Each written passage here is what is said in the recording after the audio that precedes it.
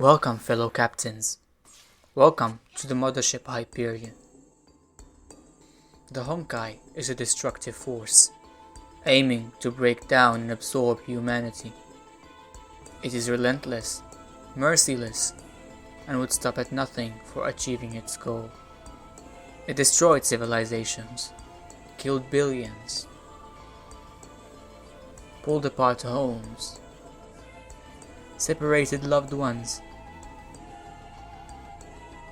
ruined lives,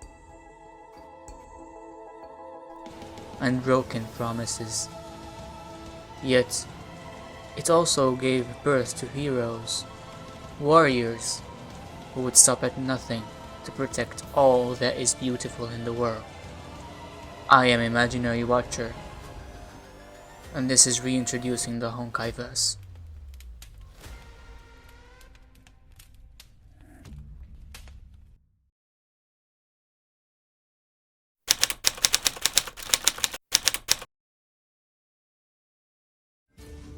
Throughout history, human understanding of the word Honkai varied widely. At first, Honkai was used to refer to natural disasters, plagues, and some alien monsters that tormented humanity since the early times of 2717 BC of the current era. But that wasn't the first time Honkai made its traces visible on the planet. In fact, it's been there for far longer than that. You see, humanity is trapped in a perpetual time loop of life and death. It is unknown how many times humanity appeared and perished in this samsara, but what is known is that in the previous cycle, some humans managed to survive. Those humans had the closest understanding to what Honkai really is. So, what is the Honkai? To answer this question, we need to understand two things: the source of Honkai and what causes it. And when I say Honkai, I mean the cataclysmic events and entities created through its influence. The source of Honkai is called the Cocoon of Finality. It is an entity of a higher order that monitors and attempts to assimilate humanity into itself. And the way it tries to do that is through forced evolution. By putting humans in a perpetual state of danger, the Cocoon hopes that humans will be able to ascend its trials and become part of Finality. So Finality's actions are interpreted as the Honkai by humans. But how does this entity make such events occur? The answer lies with Honkai energy, otherwise known as imaginary energy.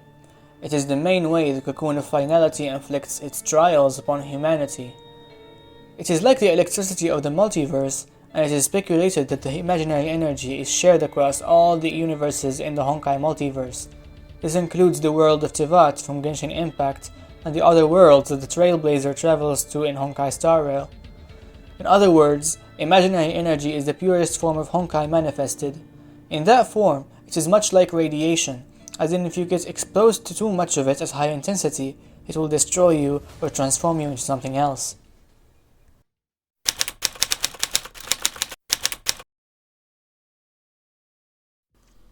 For the longest time, humanity of the current era believed that Honkai grew with the advancement of human technology. That, with each major breakthrough, Honkai would gain more power and become more aggressive. However, as we talked about before, Honkai's goal isn't to really destroy humanity. In fact, Honkai is just a man-made term to describe the effects the Cocoon of Finality inflicts upon planet Earth to force humanity to evolve and ascend in order to absorb it and assimilate it into itself through the manipulation of imaginary energy. So, the human definition of the Honkai growing with the advancement of human technology is inaccurate at best. It is more correct to say that Honkai's impacts on the planet and humanity become stronger over time to push humanity into advancement, and not the other way around. This is further cemented by the existence of Hershas. Hershas are humans who have very high imaginary energy tolerance, exposed to massive amounts of it under a heavy load of mental pressure. Normal humans with no Honkai energy adaptability would lose their sense of self and transform into mindless zombies or Honkai beasts. Hershas, however, with their high capacity, gain mastery over imaginary energy and receive a fraction of the Cocoon's power and influence, becoming pawns to the will of Honkai and its plan to force evolve the human race.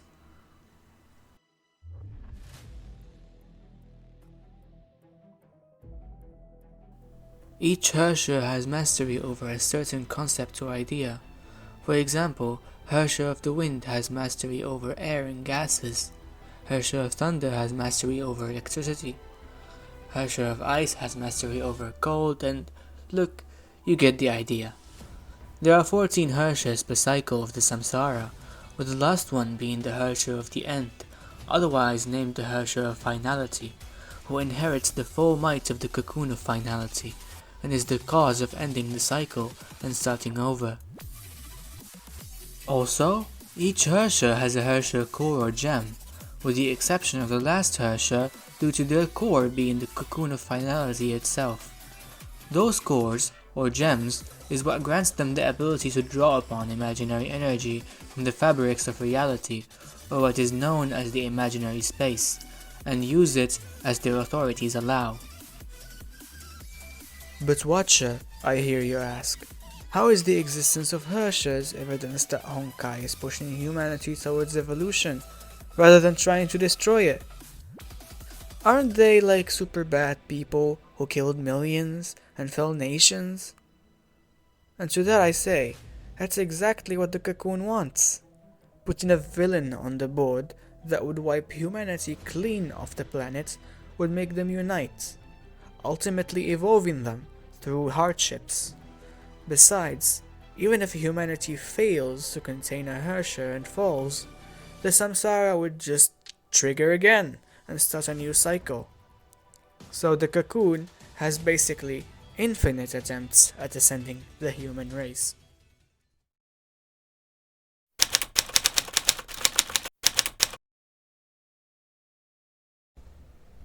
With the threat of Honkai lingering for centuries, many organizations rose to ward off the danger it posed to humanity, but only very few factions managed to withstand the pummeling that the constant damages caused them. Back in the previous era, humanity's line of defense was an organization called the Moths, composed of many genius doctors and scientists, highly trained soldiers, and genetically modified special forces who were later called the 13 Flame Chasers. The Moths were successful at warding off the Honkai at first, but there were heavy casualties, and when the final Herrscher descended, it was hopeless. Humanity fell, and only some members of the Flame Chasers were able to survive long enough to put themselves into cryogenic sleep until the next cycle began. One of the Flame Chasers, known as Dr. Mobius, created her own organization before the end of the previous era. Under the name of the World Serpents, Mobius's organization had but one goal: the completion of Project Sigma in the new era. More on that in a future video. Some members of the World Serpents survived the end of the previous era and were able to reform the organization again, with great success in the current era, becoming the third most powerful faction in the face of Honkai. But before that, and right after the Roman Empire fell, a religious organization named Chickasaw rose from its ashes. They established control over some countries in Europe by proposing aid to some princes and helping them gain authority.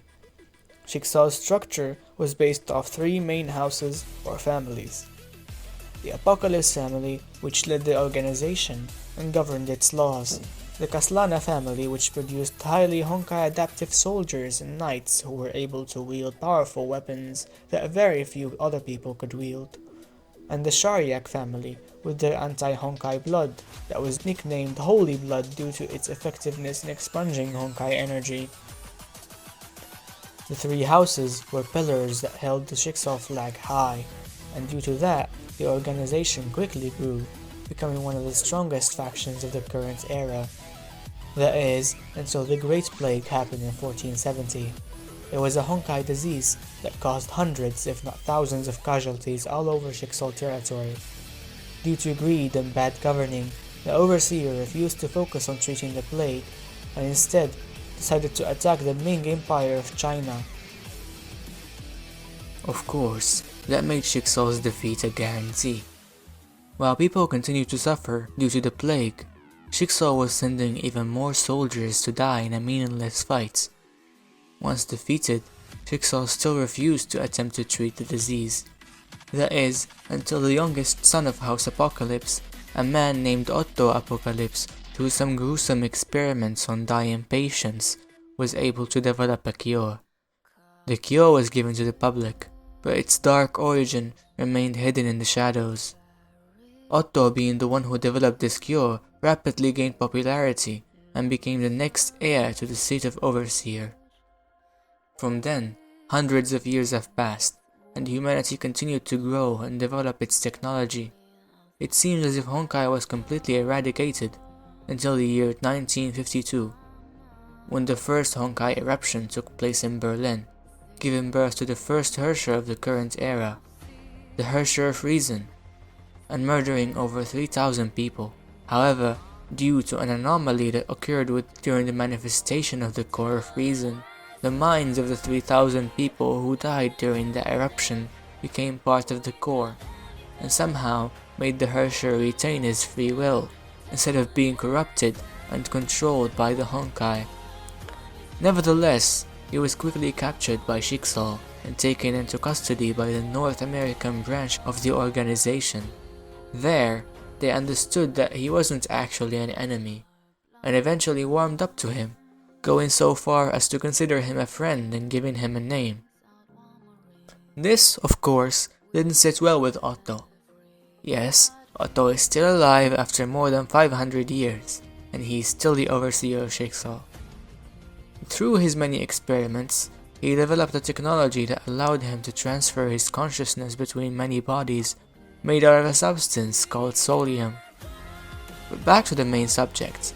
Otto approached the Herrscher, who was named Welt Joyce by the scientists of the North American branch. He approached him trying to win him over, promising him the seat of the Overseer. But Welt refused. Suspicious of Otto, the team at the North American branch started digging up the old files about him, which, of course, didn't sit well with Otto either.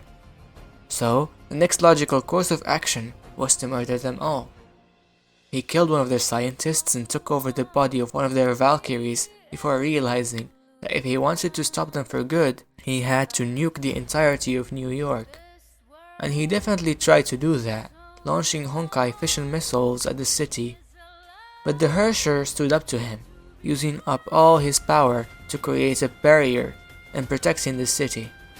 Welt Joyce passed on his legacy and his Herrscher core before he passed away as a hero of New York City. This event marked the split of the Jigsaw North American branch, which renamed itself Anti-Entropy and relied on technology to design Honkai-powered mechas in order to combat the Honkai without sacrificing any lives.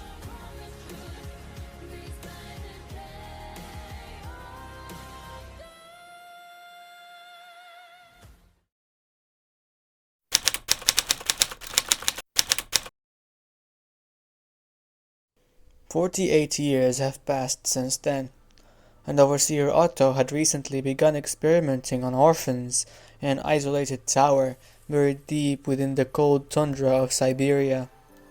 And if you recall from my explanation about Herrschers, they're born when a human with high resistance to imaginary energy is exposed to a large amount of it under a lot of mental pressure.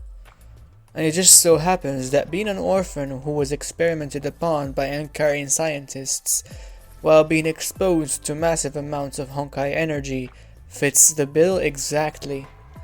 Sirin, the second Herrscher of the current era, the Herrscher of the Void, has awakened. Due to her grudge against the scientists who experimented on her and her friends, she bore a strong hatred towards all humans. Her logic was that even if it was Jigsaw's fault that what happened to her happened, no one else has stepped in to help her, and so they all deserve to die. A terrible battle ensued.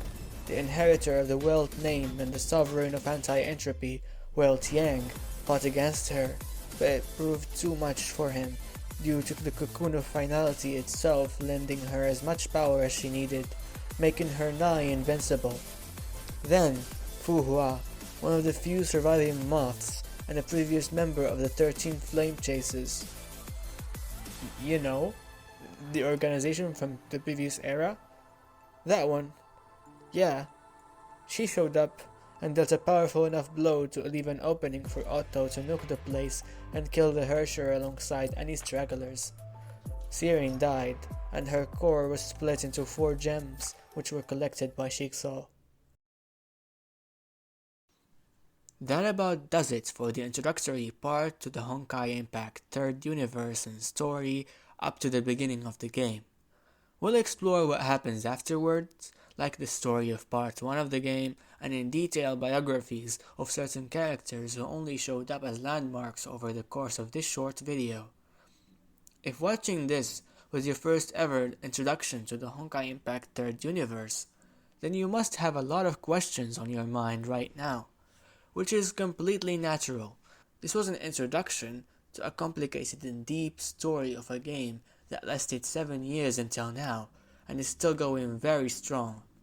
So, stay tuned for more Honkai Impact 3rd story explanations, and all your questions will be answered. Or, if you're feeling impatient and want to hear more about this, then go check out the Honkai Operations Center videos published on the game's official YouTube channel, or this fellow's channel right here. He's a lore bible of Honkai Impact 3rd, and his videos are very entertaining to watch, so go show him some love. With that being said, thank you so much for watching. I am Imaginary Watcher, and this was reintroducing the HONKAI-VERSE.